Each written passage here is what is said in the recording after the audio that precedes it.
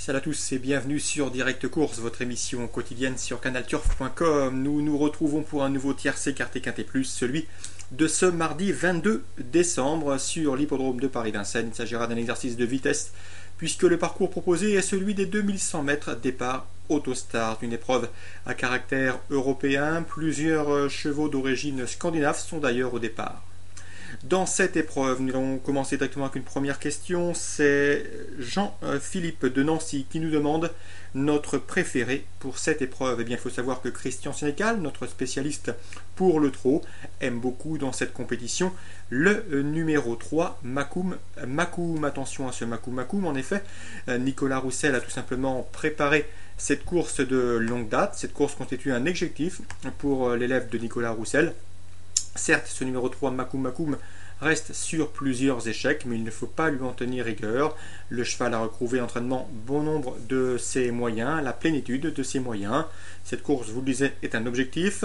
Le cheval est confirmé sur les parcours de vitesse. Il sera de surcroît déféré des 4 pieds. Bref, Nicolas Roussel, lauréat de cette compétition l'an dernier avec Finish First, essaiera et tentera de faire aussi bien cette année dans ce prix de la Tremblade avec le numéro 3, Makoum.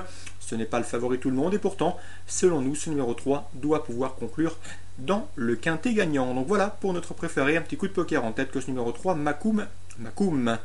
Également une question de Colette de Paris. Colette de Paris nous demande si le numéro 6, Bexy Bop, est une bonne favorite. Eh bien, Bexy Bop, c'est vrai, elle reste sur une victoire convaincante sur l'hippodrome de Cabourg. Ce jour-là, elle n'avait pas eu à forcer son talent pour s'imposer. Une victoire aisée, une victoire acquise sur une piste plate à son entière convenance. Cette Bexy Bop sait tout faire. Elle est aussi performante sur les parcours de vitesse que ceux de tenue. Le petit bémol la concernant, eh bien, je vous le disais, c'est qu'elle est meilleure sur les pistes plates. Et sur ce parcours des 2100 mètres, il faudra négocier une fois la montée.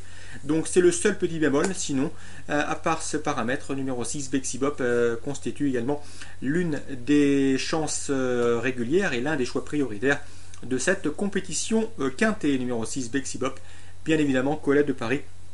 Il est difficile d'aller contre sa candidature. Également une question qui nous est parvenue de JVCK qui nous demande le numéro 2 Lovebite, qu'en pensez-vous? Eh bien, ce numéro 2 Lovebite est sous la férule de Philippe Machel, qui sera d'ailleurs à son sulky. Attention à lui, c'est un cheval qui excelle sur les parcours de vitesse, donc pourquoi pas une place dans le quintet? Ce n'est pas la base intégrale de cette compétition, mais le cheval a des titres à faire valoir, dès lors il convient de s'en méfier. Nous avons également eu plusieurs questions pour nous demander un outsider spéculatif qui peut faire l'arrivée dans cette épreuve.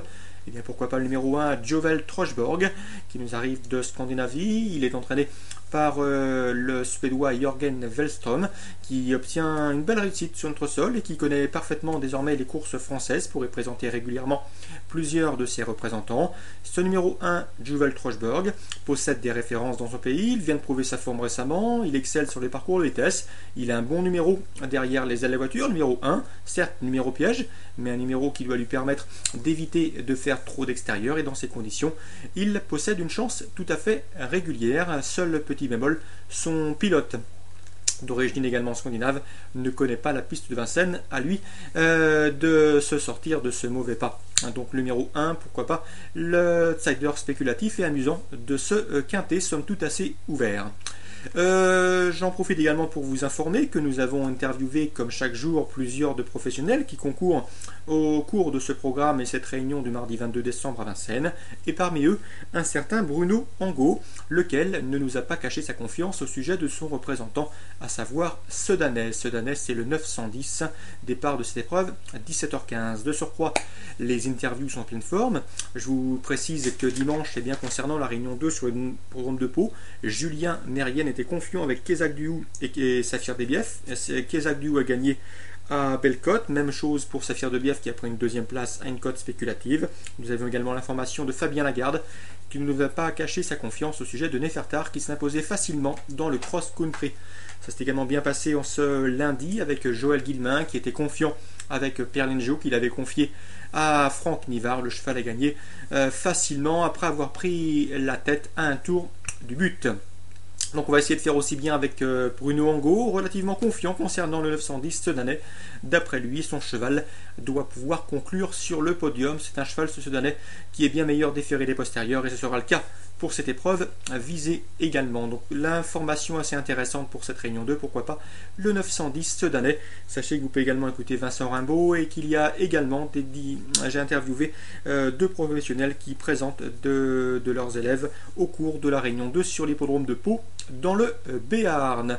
J'en profite également pour vous dire que n'hésitez surtout pas à participer à notre forum, un forum de plus en plus actif où vous êtes nombreux à émettre vos idées, à y déposer également vos suggestions et vos avis sur les courses en général. Donc continuez, c'est sur la rubrique forum où vous pouvez également participer à différents jeux, que ce soit du pronostic pour le quintet mais également pour le multi et tous les autres supports de paris à la carte. Donc voilà pour cette nouvelle émission de Direct Course. On se donne désormais rendez-vous demain. N'hésitez pas à poser toutes vos questions sur la rubrique Canal Turf Radio. Très bon jeu à tous, bonne journée et à demain.